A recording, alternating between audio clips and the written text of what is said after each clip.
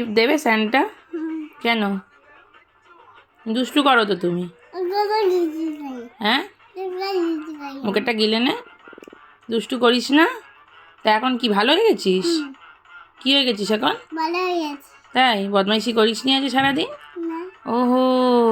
আর Santa কিসে করে আসে